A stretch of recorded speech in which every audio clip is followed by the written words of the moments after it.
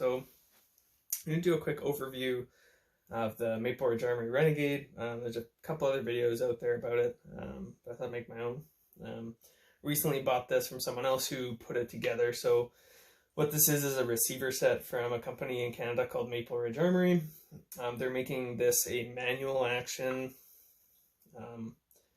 firearm. Basically what it is it takes a lot of AR-15 parts. So our AR-15s got banned recently in Canada. I'm not going to get into that. We're currently fighting it. But what this means is we can use our AR-15 parts and put them on a receiver set and still use them. And it actually opens up kind of a unique area for us as well, which I'll get into in a moment. But basically what it is a straight pull, manual action, spring assisted straight pull. So what that means is when you pull it back and let go, it's going to chamber another round and have a magazine in it, so it'll lock back.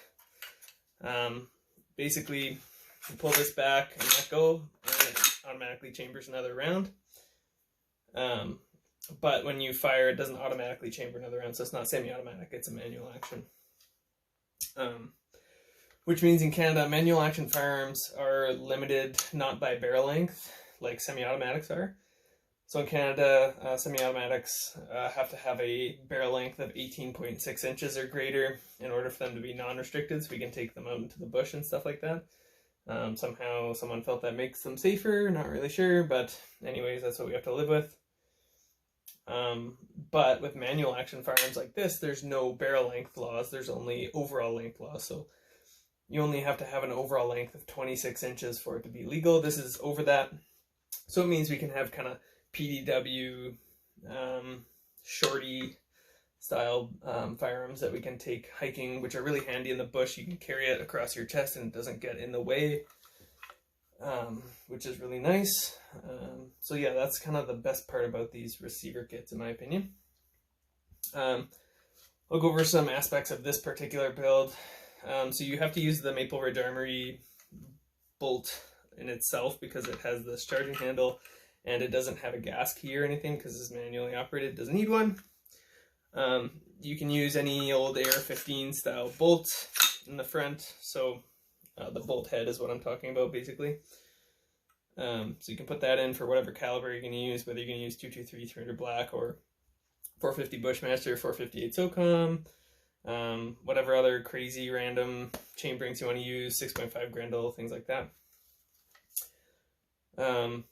And then you can put your, for us who have our AR-15s banned, we can use our parts from our AR-15s on these. We can use the butt stocks and buffer tubes and, barrels and handguards and things. So this is a mag pull MOE handguard on a 11-inch barrel with Maple Ridge Armory muzzle brake. And I've got a Vortex Spitfire 1x prism on there, which is actually really nice. I forgot how good these are. I have no problems. I was shooting really tight groups with this because the dot on it is so small. You can actually shoot good groups with it, which is really nice. Yeah, and it's got the buttstock, if you're wondering, it's an MFT Battle Link, I believe it's called. And it's also got an MFT pistol grip on it. This particular rifle just has your standard mil-spec trigger on it, so it's not super great, but there's tricks to smoothen them up a little bit, and I've never felt the need to spend a bunch of money for a fancy pants trigger myself, but other people, whatever tickles your pickle, you can spend $300 or $400 on a trigger if you want. Just like an AR-15, this will break into an upper and a lower. Basically, if you can see the receiver line here, just go straight across. So the lower half comes off. The upper includes the buffer tube assembly, so it doesn't actually reduce. One thing I didn't like about the design actually is when you separate the upper and lower, it doesn't actually make the firearm any smaller. So you can't kind of stuff it into a little case or anything unless it's built like a shorty like this. So that's part of the reason why it's like that, and also just reasons because it's fun and stuff. So you'll notice there's a gas block on here. That's only to plug the gas block hole in the barrel. Otherwise, gas is just spraying all over the place. A lot of people are starting to manufacture barrels for these specific receiver sets, so they don't have a gas hole. in them, and if the laws change back, you'll just have to get it drilled in by a gunsmith or whatever. It's not a big deal.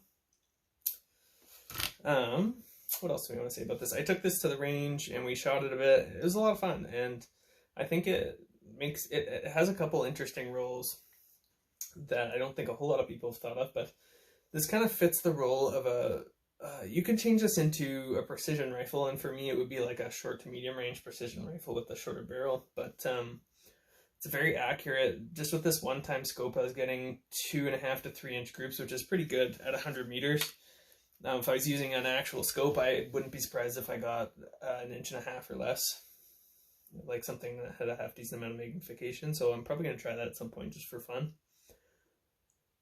So that's one of the interesting uses that you can use this for. And then another kind of interesting use is for bush defense as a personal defense rifle. So you can chamber this in something like 300 Blackout, 450 Bushmaster, 458 SOCOM, and they'll be powerful enough against just any predator that kind of comes at you, if you're unlucky enough for that to happen when you're camping or hiking or anything like that. So it makes it a really compact, handy thing to carry around. You want something light, compact, easy to take with you everywhere, otherwise you're going to leave it behind, right? So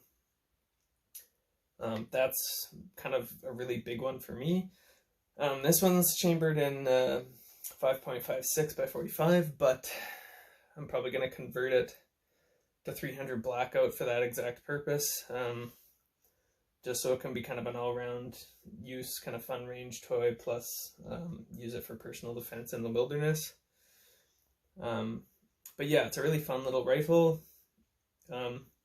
One thing that they could improve on the future versions, and I know they already are well aware of this, is it needs a bolt release, or a bolt stop at least, because if I go ahead empty on it, it automatically does lock back, but when you remove your magazine, the bolt actually just shoots forward. So it would be nice to have a bolt stop in there that prevents the bolt from just shooting forward when you change magazines, and then maybe they could have a release as well, so you can just release the bolt once it stops. But otherwise, I'm quite fond of this rifle.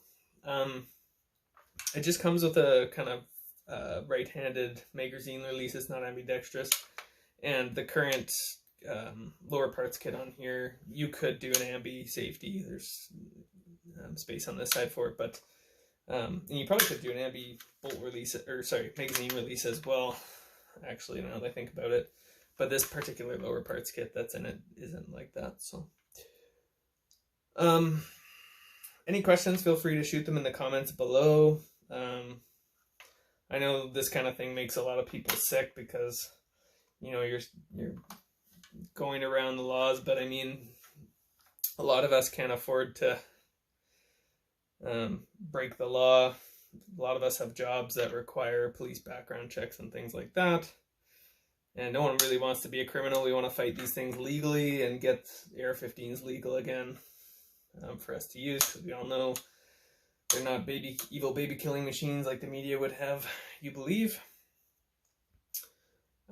Anyways, so yeah, if you're interested in these, you can find these on Maple Ridge Armory's website. There's a bunch of retailers selling these.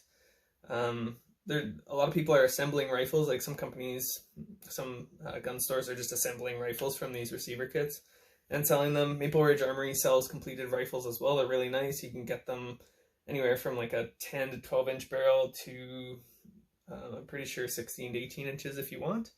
But me personally, I feel like the kind of one unique thing about this is I can make it a little shorty rifle, so that's kind of what I'm going for. Want it to be light and handy and useful. So yeah, it seems like a lot of fun so far. You could do some run and gun kind of stuff with this if you wanted for fun. I probably will a little bit, but mostly for me, this is going to be kind of a fun little range rifle, doing some like long range shooting occasionally, and then kind of the wilderness defense role. So thanks for watching. I'm gonna put up some videos of me shooting this as well, just so you can kind of see it in operation, but it's pretty straightforward, and there's a couple other videos of people shooting them out there as well. So yeah, thanks for watching, and stay safe out there and try to have fun during all this BS that's going on. Don't lose sight of you know, having a little bit of fun, especially with all this COVID going on. Life is pretty depressing, especially for gun owners nowadays in Canada. So make sure to have some fun, keep that mental health level high. Visit your nearest gun store. It always makes me happy when I've had a bad day. Just pop into the gun store and peek around, look at a couple guns. Yeah, so stay safe out there and stay happy, guys. Thanks for watching.